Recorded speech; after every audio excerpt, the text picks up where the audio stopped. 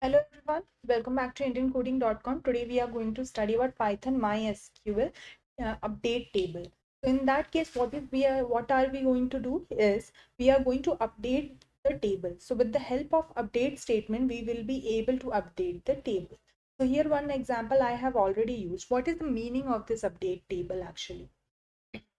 Update table means that if you want to update the particular terms that you have used in, so what all the sets you have used in your table, you need to update that term.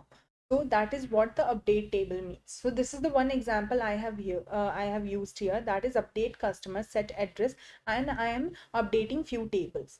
So here I have used the examples. On screen you can see that here the valley 345 is used, and if I want to update that particular file, it will the canyon 123 will be updated to value. So that is what the update table means. So this is the format how you should write it. For example, here on screen I have test that and one record is affected. That means the table is affected. Now that is the meaning. What is the meaning? The file got updated. Okay. So that is how you need to do it. So this is the normal form how you should write it. We have already discussed about these terms. Okay, so this is nothing but also it's considered a good practice to escape the values of the query and also in update statement.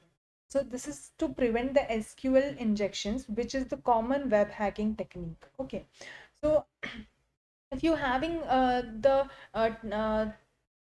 details, but you want to update any details or you want to change those details, then you can update it. So here the file is given, and if you are going to update that thing, then you can see on screen that the table is that particular file got updated. So that is how you need to do. So that's all for today's class. Thank you so much.